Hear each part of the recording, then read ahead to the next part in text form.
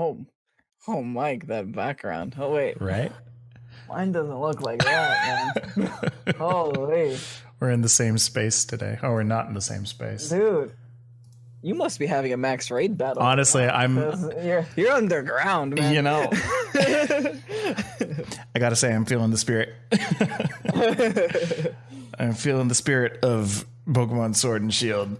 Welcome, welcome everybody. At that Movember. Look at every. Oh my God! Can I just show you? Man. Let's see if I can do this. Here we go. If you guys are listening to this podcast at a podcast place, then you should definitely watch us on Twitch so you can see that nice facial hair. It's true. This is the most mustache I've ever had in my entire life. Jesus, it's beautiful. It's not impressive. It's not impressive, but it is. It is there. It's there. It's there. Let's just make sure I don't fall out of focus here. Oh, bye. Oh. It's like you have two eyebrows, but over your lip. It's true. It's true. So welcome everybody to Pokésports. I'm your host, Mike. I'm Kevin. Yeah. Hello. And together we make Mevin. How's your Movember going? I always have a beard. I mean, right? Are you doing anything like special this time around, or are you like? I'm thinking about it. Oh, I mean, we're 17 days into November. Thinking about doing something. I'll keep thinking. I mean, you can at literally any point. So I'll decide on the 30th. Yeah, what I'm doing. That's true. All right, so the game came out. Let's just not beat around the bush here. We have Pokemon Alert, Wii U. Not for the Wii U, for the Switch. Switch. Yeah, Switch. So nobody's allowed to sleep anymore. Leaks don't matter. You can leak whatever you want because now, hey, game's here. The game is here. The game is life. Mike, I think I've slept a total of 8 hours in the last 4 days. I don't remember the last time I've slept. Oh, apart from that's last night. Sign. That's a good sign. And you know what's sad? We're still not done with the game. No.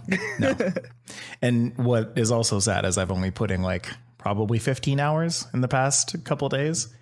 We're taking it slow. All right. We're taking it slow. We have life. We've got to do our life things, you know? That's just kind of how it's got to go. You know what? I need to be recording this. I don't know why I'm not. There we go. Bad. It feels really bad. There we go. Either way. So again, welcome to Pokésports. It's Mike and Kevin. On this podcast, we explain all of the good stuff that's going on in competitive Pokemon. We go into VGC. We talk about competitive in general. We're going to talk to you about some important moves and Pokemon today. Lots of super fun stuff. Of course, if you're listening to us on Twitch, happy to have you. If you're listening to us on YouTube, again, happy to have you. Ideally, by this week, you should also be able to hear us on podcast providers, which is really exciting, largely in part to the support of you guys. So thank you for being there and watching, and your eyes help just as much as anything that you can give. So thank you so much for that. Mm-hmm. Your eyes help more than you guys know. It's true. It's true. If anything, just for our motivation to keep on going. But you know what? We got quite some things to cover this week. Oh my God, do we ever? A lot. You guys, just so you guys know, we've been playing Sword and Shield a lot. So preparation for this episode, we did it a lot quicker than we usually would have done it. Yeah. And we somehow have more topics than last week. Yeah. Just because there's that many things that we have to talk about. It's so true. But it was such a crazy week, and we only had 3 days of preparation from when the game actually came out. But I think we pulled it together, and we got everything together that we needed to. And of course, for anybody who's in the chat, if you want to leave us a question, just type in !question before your question, and that'll index that, and we'll read that at the end of our podcast. So if you don't see us answer your question immediately, that might just mean that we're waiting until the end to answer your amazing questions. And also, if you're listening to this on your podcast service, or you watch this on YouTube, you could also leave a question or a review. And your review, leave a question, and we'll answer it the following week as well. Exactly. It'll always be tackled at the end of the podcast. All right. So new game's out. No sleep. Barely any sleep. Thoughts? I'll go first. Please. This game is surprising me. It's surprising me because of the whole Dexit scenario and because of all the Game Freak reusing graphics scenario. A lot of people were so disappointed with this game, and I think that actually worked out for the better because now people are playing this game and they're all just pleasantly surprised. Yeah. There are still some people that are just like, oh, this game's too short. I beat it too quickly. It's not that good. They cut the decks. Okay. We understand all those problems are there, but if we're going to take it from face value, I say this is a strong Pokemon game. Yeah. Just with the new features they've added in. There are a lot of new features. Yes. Yeah, no, I've kind of felt the same thing. There are a lot of the criticisms people have been kind of bringing up. They're valid. I mean, in terms of a game perspective, Absolutely. right? Like some parts of the game are super laggy. It's kind of hard to go into the wild area while you're connected to the internet. But I mean, if you can just get past that lag and get into a battle, the battle's really what makes a Pokemon game. It's not. You know what's sad? What's sad is the fact that that's like, we can agree that the wild area is the buggiest part of the whole game, right? Yes. That is 100%. where I have the most fun. Right? That is where I have the actual most fun in the game, and is with raid battles. Honestly, like take this from me as a diehard Pokemon fan, that like even with the lag, like it kind of makes me, I don't want to say it adds to the game because obviously it doesn't add to the game, but it makes me feel like that's the part of the game that like the most effort has been put into, just not. And I think this is kind of, I can use the same kind of sentiment for the rest of the game. Is just that like it lacks the Nintendo polish, right? Quote unquote, that everybody's been talking about for decades. It's slightly unpolished, but it is a fantastic game at its core. And the core part about Pokemon is its battles and its movesets and its strategy. And that's all still there. And that's all better than ever. And you also have to think about future proofing. Like whenever the next generation of Pokemon happens, they'll have this as a foundation. So with this already coded and already done, they could just work with this and then improve upon it. Exactly. So exactly, we have to. This is the stepping stone of Pokemon moving to a home console or a home/portable console. But like the closest thing to a home console it's been on, right? At least for main series. Yeah, exactly. So in your game, what how far are you right now?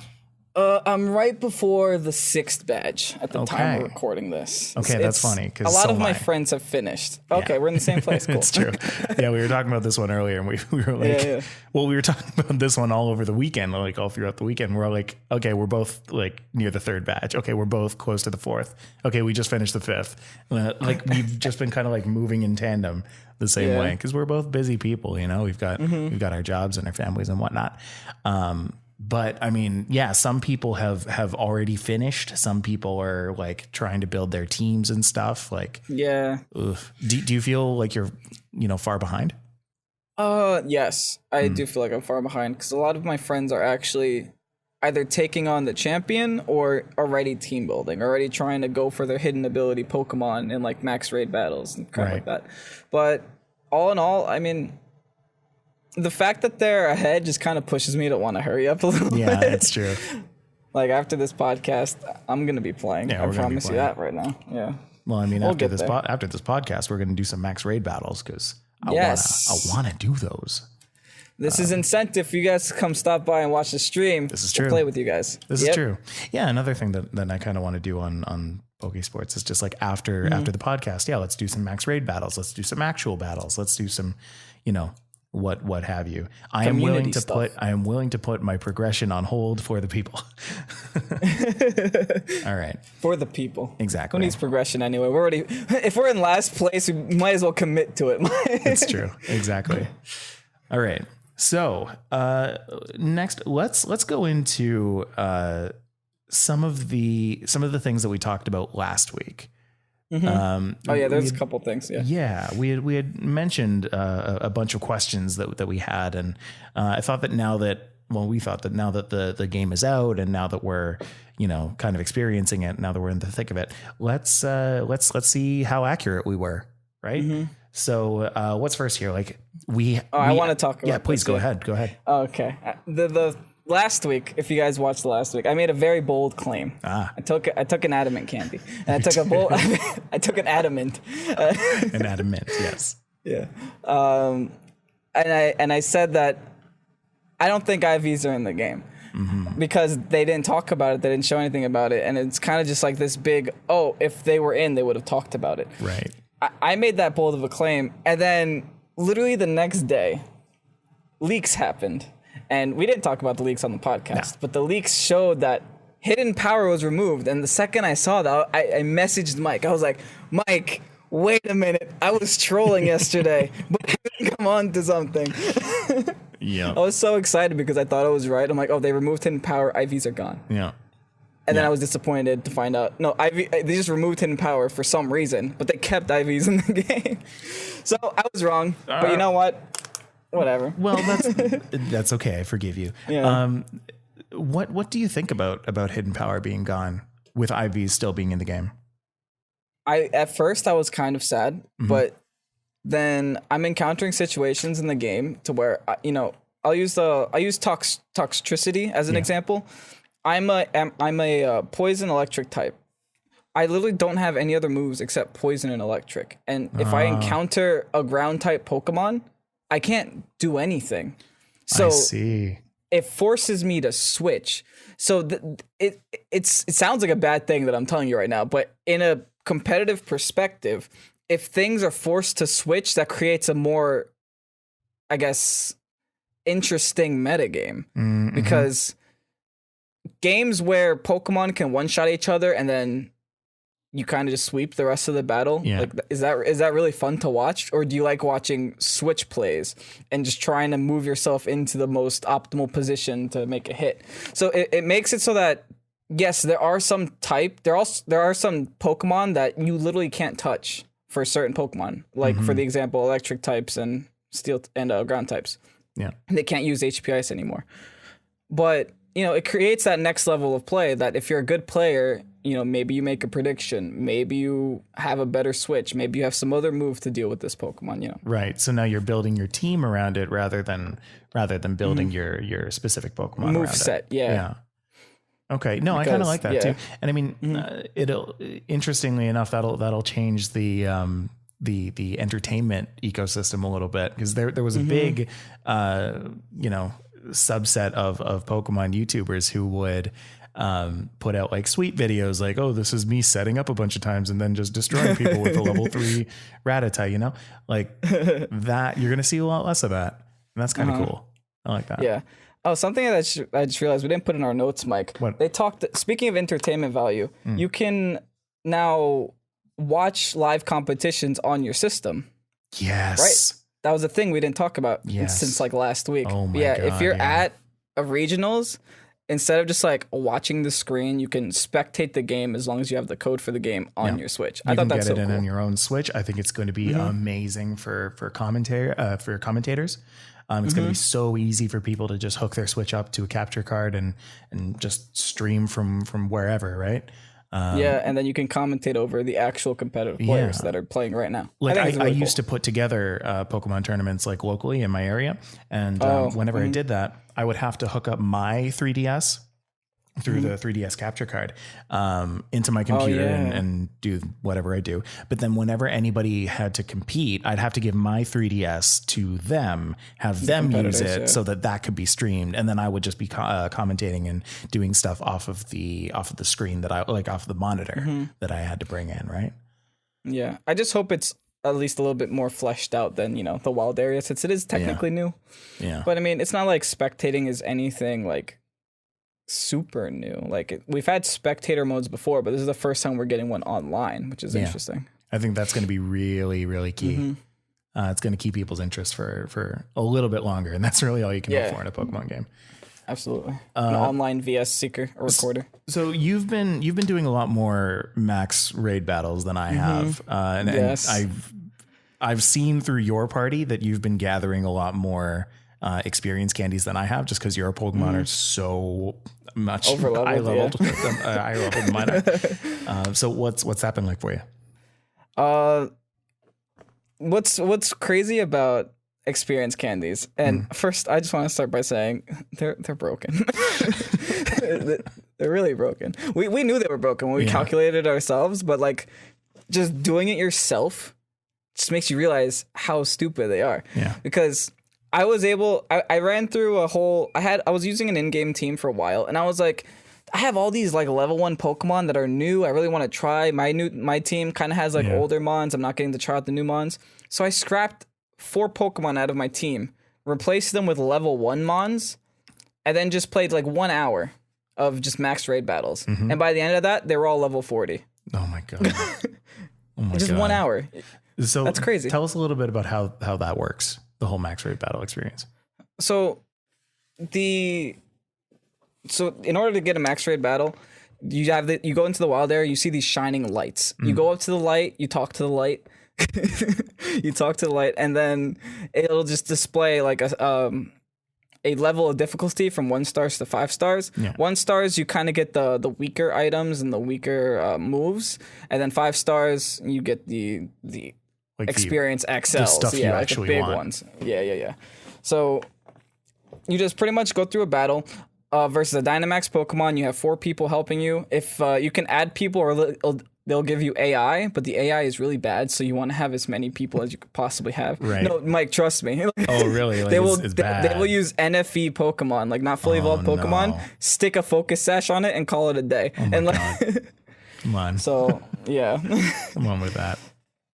So you just kind of want to, get as many people as you can. And then after you defeat that Pokemon, you get the opportunity to catch it. And if you catch it, they have the chance of having hidden abilities. That's how you get the hidden abilities on your Mons, is by max raid battles. And then they also have chances of dropping like candies, TRs, Dynamax candies. Oh, we found out what TRs are. Yes. Oh, yeah, we did. Yeah. TRs are like one-time use things. Guys. Yeah. I kind of like that, actually. I like the one-time use stuff. Makes you be picky about your decisions. It's true. You can't just, toss Scald on whoever you want to, right? Yeah. And also, that's how you get bottle caps, is through max raid battles, too. Oh, really? Oh, okay. I haven't gotten any of those yet. Interesting. Yeah, me either. And I played it for an hour. Well, it's probably like later game kind of thing. Yeah. So with that in mind, do you think it'll still be faster to breed? In post game, like super post game, you can get them in the battle tower for 25 BP. Oh. Breeding would actually be slower, I think. Interesting. But it depends. Like, it also depends on what Pokemon you're breeding. Like, if you have like a 6 IV Ditto, it's a lot easier.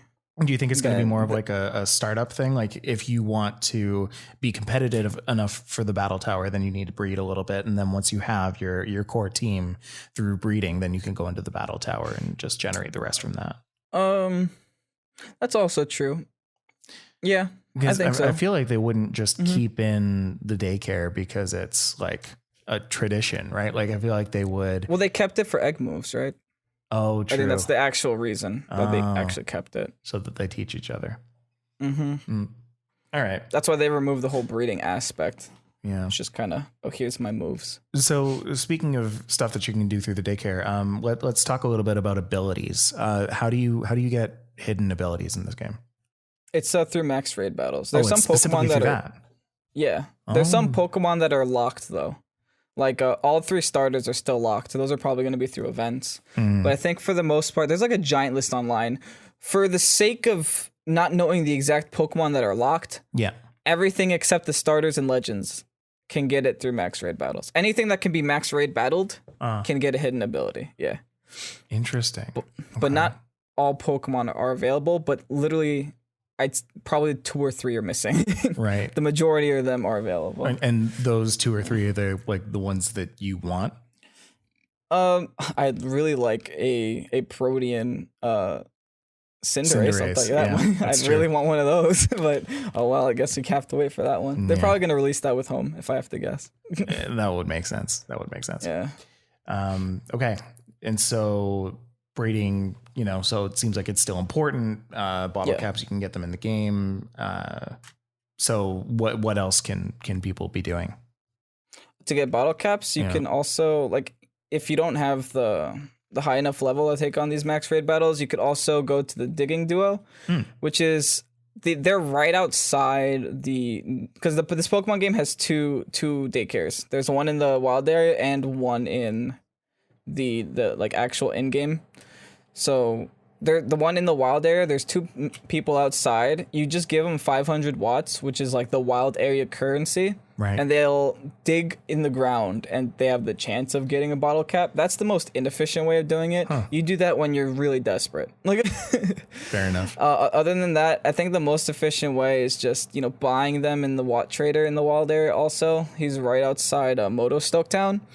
But the thing is, that changes daily. So if you really wanted to get them fast, you'd have to like reset your system time over and over. Oh, does that work in this game? Yeah, it does. Oh, okay. It does for daytime too. If you want to change the time of day.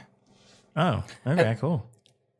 But yeah, if you want the most efficient way, it's Battle Tower. I think even the drops for max raid battles, like I said, I've had plenty of max raid battles. There's so many items to be dropped that I still haven't gotten it. Which is good too, right? Like it kind of promotes being competitive, right? Like if you want to make a competitive team, then you got to play the competitive part of the game. Yep, exactly. So that makes a lot of sense. All right. So you know what? I think with that, let's take a little break. When we return, we're going to talk about some of the big changes to certain moves and certain, elements of the competitive scene. And then we'll get a little bit into what we think might be VGC 2020. So stick around. We will be right back. And we are back. I muted my mic for a second there. All right. Can I just say, by the way, that I want to, more than almost anything, go to like a convention or something and dress up as Ball Guy. Like that guy is great. I want to spend the next like 6 months just getting as jacked as humanly possible. Get myself like a bright red shirt, like almost like what I'm wearing right now. Whatever the white arms and white legs that the guy wore, he wears like a bodysuit, and then makes some kind of like styrofoam head in the shape of that exact Pokeball. But here's the kicker: there's going to be a little window in it with a little white curtain that I can just kind of like reach into my head and pull out a bunch of like small Pokeballs that I have stowed away in the back of my head, and I'm just gonna pass them over to people. Like, oh my God. Mike for Worlds 2020. Mike for Ball Guy 2020. Yeah. Mike Worlds 2020. And I mean, if that isn't that's a reason, where we're going. If that isn't a reason to follow us on Patreon, then I don't know what is. Of course, you can go to patreon.com/Pokésports to go and sign up for one of our 3 tiers that we have, which support our podcasts so well. I just want to actually make sure while I'm saying that it is actually patreon.com/Pokésports. Yes, it is. It is Pokésports Podcast. Haha. There it is. Found it. Live editing at its finest. Yeah, exactly. Of course, all donations to this podcast go right back into the podcast for things like podcasting platforms and, getting all of our assets created and, all of the ways that we can improve the podcast. We're looking to do that. And that's what making this look prettier. Exactly. Making it look prettier. Now, I do want to remind people while we get into our second bit here, our presentation portion of the show, that you can put in your questions at !question before you write your stuff. And then at the end of the podcast, in the next 15-ish minutes, we will get into that. So please do go and do that. I want to talk to you about Rapid Spin. Oh boy. Okay. Rapid Spin. Let's take a look at this right over here. So Rapid Spin used to be okay, right? Like you'd use it. It would be used in competitive. It would be used to remove hazards. it was fun. That was what it was used for. Now it increases speed. And yes. Oh my God. And I don't know why. I mean, I don't know why. I completely agree with that, but ooh, that's so good. That makes that move amazing. It was already a used move. It was already a good move. It was already necessary, especially for singles, for entry hazards. Why make it better? But like who used rapid spin last generation? Like Ferrothorn comes to mind immediately. Well, I mean, I guess it makes people not want to use defog anymore. I guess that's true. Yeah. Rapid spin, I could think of Starmie. Oh, Starmie. Yo, Starmie is Starmie in the game? I haven't seen Starmie in the game. No, I don't think so. I haven't seen it either. But Hitmontop is. Hitmontop is. Yeah. Yo, that makes Hitmontop really good, doesn't it? Yeah. Intimidate too. Yeah. Intimidate, rapid spin, Hitmontop. The only thing that I really had against it was that it wasn't very fast and its typing was kind of boring. Well, it's fast now. It's fast. Damn. Yeah. So, and then we already talked about like them removing hidden power. Yeah. But I guess they wanted to really buff rapid spin. Yeah. And I mean it's true. Excadrill is another amazing rapid spinner that now can actually be used, because now if you get off a rapid spin to get off hazards, then suddenly it's a super fast attacker. Wait a minute. What? So we have 2 sand users in this game. We also have a a max sand move or max rock or ground move. Yeah, this is what brainstorming looks like. And you have Sand Rush Excadrill, who's gonna get a +1 speed on top of it all. This man can outspeed God. Are we saying that this is the birth of the sand team, the true sand team? This is the based mole. I mean, you toss Colossus in. Yes. Right? That's not bad. I like that. Is there any fire move that can hit every Pokemon on the field, including your own? Any? Because I can't think of any. Overheat? What? No, Overheat's single target. No, it is? Yeah. Oh. I think you were thinking of Eruption. Lava Plume? Eruption? Oh, wait, maybe Lava Plume.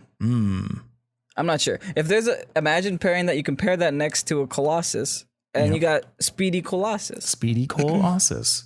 There you go. All right. I want to. There's some new moves. I want to move on to some new moves. Kevin, go ahead. These moves. Oh my God. Yeah. I'm gonna start with Octalock.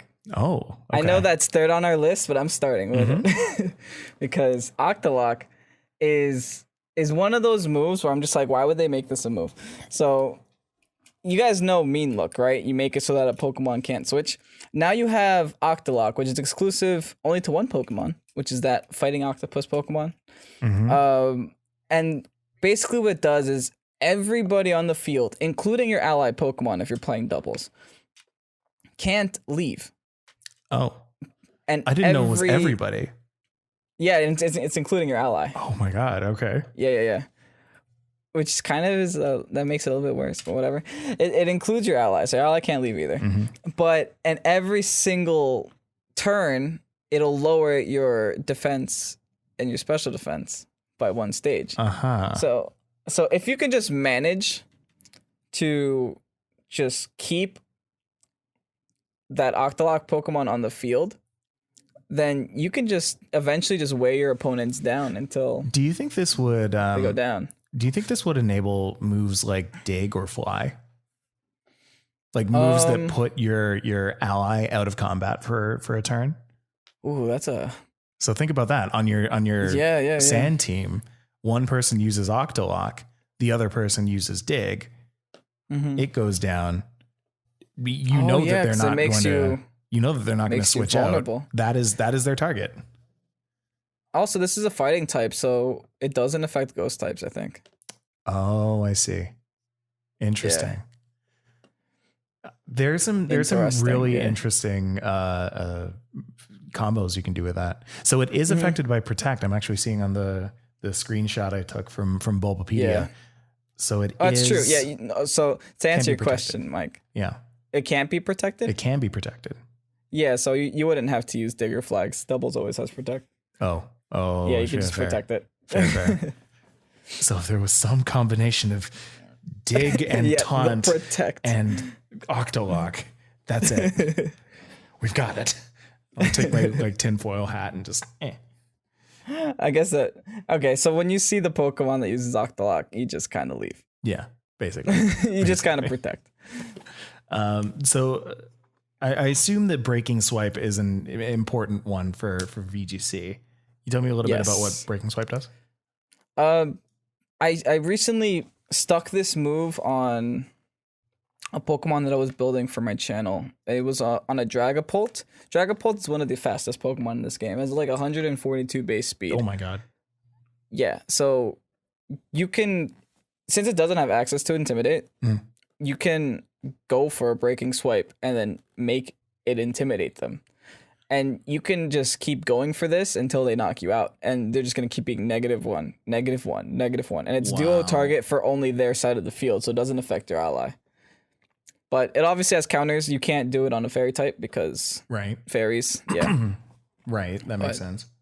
I think that's an interesting move. Like the biggest thing with moves in this game is I've noticed that a lot of them are stat oriented. Like they either raise a stat or lower a stat. And like I said, well, like we said with Rapid Spin, it gives you speed +1. Like we say with Gmax moves, they all give like some kind of bonus to your stat. Right. And like here we have Breaking Swipe, which gives the -1 attack. And also this next move that we're going to talk about, Drum Beating, which gives you the -1 in speed. Now, here's the interesting one because this one affects your ally too. So you can run this in Trick Room because your ally doesn't care if it's slower. It's a pretty big base power though. Yeah, it's a hard move. It's there. A hard hitting move. Yeah. Like who's going to want to take an 80 power grass move? No, it affects everyone. No, I know it affects everybody, but it also damages everybody. Oh yeah. So who's going to want to eat that? Roselia. Oh, a grass poison type. Yeah, fair. Someone who's extremely resistant to it. Yeah, exactly. Quad resistant. But wait, there aren't any abilities that that take grass, is there? Sap Sipper. Oh, Gudra's in the game. There you go. Problem solved. Then you won't even lower your Gudra's speed. Now we're theory crafting. You'll just give it attack and lower their speed. Oh my god, then Gudra outspeed and can kill them. So we're gonna are we saying that we're gonna see a Rillaboom Gudra combo? Absolutely, Mike. I love this. You heard it here first, folks. See, this is I talked about this last week. Pokemon though. Yeah, dude. It's like when things look like they make sense, we can do them. They don't work. Yeah, it's not gonna work. Mike. Assault Vest Gudra? Yes. Assault Vest Sap Sipper Gudra? Screw it. Just go all in. Just choice band Gudra. You go big or you go home, Mike. I mean, you're not wrong. But, and then the other one is that was all of them. Breaking Swipe though. Who can use Breaking Swipe? A lot of dragon types get it actually. Really? I think Duraludon gets it specifically. Is that like Dragapult gets it? The person who's going to want to use it? I would run a special Duraludon. Yeah. It's very situational. I mean, I just have it because for Dragapult, the reason why I put it over Dragapult's signature move is because Dragon Darts is really good in singles. It hits twice. Yeah, it hits twice at 50 BP. If it's in singles, but if it's in doubles, it hits each of them for 50 one time, which isn't that good. So that's why I opted for, okay, if I'm hitting both of them for 50, I might as well hit both of them for 60 and lower their attack by 1. Right. Yeah. That was kind of like my thought process behind putting that on my Dragapult set. Right. I see. But yeah, it's like situational, I guess. Definitely better in doubles than it is for singles. In singles, you just might as well run an Intimidator. So we can use really trying to do use the beautiful, beautiful blanket statement of it'll see experimentation at some point. Yeah. Maybe not play, but experimentation. Yeah. Well, everyone's gonna experiment. People will try literally anything, Mike. We're in the fun season of competitive right now. Yeah. You'll see it all. Sap Sipper Gudra, like We're on to something. You're laughing now. I mean, this is going to be what defines Rillaboom. We were never wrong about anything before on this podcast. It's true. We have a very good track record. We don't. We have a very bad track record. IVs are in the game, but that's okay. I've been seeing another move actually. I caught what is it? A Hatterena or something like that? Hat. Yeah. The hat second one. Yeah. Cat in the Hat. Yeah. Cat in the Hat. That's what it's called. And it got this one move called Life Dew. And I thought that you would appreciate Life Dew. Yes, what do you think about Life Dew? I think it's really good because before we had similar moves to it. We would have a Heal Pulse, which would just heal your ally for I think it was 50%. A Life Dew is a little bit different. It's 25%, which is a lot less. It's half, but it heals you and the ally. So it heals both people. So it's essentially you're healing for 50%, but you're splitting it amongst your resources, which I think is more useful because not only does your opponent have to choose which is the bigger threat, they can, because with Heal Pulse you could just target the Heal Pulser and then get rid of them, then Heal Pulse is gone. Now with Life Dew, you're raising your own health, so they're gonna have a lot harder time trying to get rid of you. Right. Now, something that this move, by the way, is given to most psychic types. I know people associate it with Cat in the Hat, but it's not only the hers. You can also get this on Lapras, Clefable, Gardevoir, but something I didn't mention is that you can get this on Clefairy, which is even better. Why Clefairy is that better? Clefairy gets Friend Guard, which lowers the damage your allies take by 25% also. Oh. So yeah. So they take less damage and you can heal them and yourself at the same time. And Eviolite Clefairy is tankier than Clefable, I think. Yeah. Clefable's such a good the whole Clefairy line. Yeah. They're all so good. Cleffa in 2020, guys. Yeah, Cleffa 2020. You heard it here. You heard it here. I want to see, mark my words, I'm going to see Cleffa in OU. Smogon OU Cleffa. Absolutely. That's so yeah, happening. that was my first idea, seeing Friend Guard added onto that. Not to mention, Fairy is such a good defensive typing. It's true. It's just Steel and Poison are super effective against it. Everything else is just okay, we can take this. Exactly. No problem. So, I'm curious what the typing's going to be. And then any honorable mentions for moves? Oh, I also do want to mention that Clefairy also gets access to Follow Me. Oh. So not only do you lower the damage, you can also redirect the damage to yourself. So we're going to see... It's a crazy good Pokemon, yeah. I love hearing the non-attack moves that you keep bringing up. We were talking earlier about Grimmsnarl, and he was talking about putting together a prankster set, and he was like, okay, so it gets screens, so we're going to put screens on that, and then we're going to put Swagger, and then we're going to put Thunder Wave, and then we're going to have a full set of Grimmsnarl who can use 4 non-attacking moves. Hey, he has Fake Out. Yeah, but not a slot for it, is what I'm saying. Yeah. we're gonna toss out a Light Clay Grimmsnarl, have it use Reflect and Light Screen, and if taunt happens, then we turn off our switch and play a different game. Mike, that's where the switches happen. Come on, Mental Herb Grimmsnarl. I'm expecting the taunt. Yeah, that's fair. Well, something that to actually give a little bit of credibility to my point of not having any attacking moves on Grimmsnarl. You can't prankster a dark Pokemon, so if they're prankster taunters, it won't work. They just get it just gets nothing totally will wild. happen. Yeah. All right. But yeah, honorable mentions. Mentions. Yes. Body Press. The higher the defense, the more damage it does. How does that work? So the Pokemon using it, the user. So say you have, what's a defensive Pokemon? A Snorlax. Sure. Which I think actually gets Body Press. I could be wrong. Snorlax with monster defense. You make him max HP, max defense. He goes for body press. It'll do more damage. It doesn't say how much. At least not the in-game.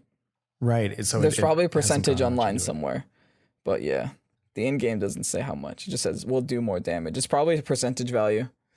Interesting. I'm curious how that works with like defense increases. Like if somebody uses Harden. I think it does work with that. It's the higher the number, the more move it. So it's probably a multiplier of whatever the actual stat is at the time. Right. So if you raise your stat, it will go up too. So like curse Snorlax will be terrifying. That's interesting. And if you can find a Pokemon with fighting stab that can use that and is also tanky, that's even scarier. There are a lot of Pokemon I'm looking right now who can use body press. Among that list, we've got Onix, so Steelix can have that. Lapras, like you said, Snorlax. Let's see, Tyranitar can get that. Wailord can get that. Bronzong. That's a lot of Pokemon, and that's a very short, listing of the Pokemon. There are at least 30 that I'm seeing. That's a lot of Pokemon. That's a lot of Pokemon using body press. Yeah. That's like an eighth of the decks almost. Yeah. Oh yeah. Eighth of the new decks. All right. So that's good. Let's move on to VGC 2020. There was something that Kevin found that we think might be some kind of speculation or some kind of peek into what VGC 2020 would look like. Kevin, I'll let you take it from here. I just want to start off by saying this is not confirmed. We have a very poor track record of being right about things, but this one looks pretty accurate. This is a competitive Pokemon podcast, but as a side note, this is also a very heavy speculation Pokemon podcast. With theory crafting most of the time. So I was just curious. I was actually going into the versus section of my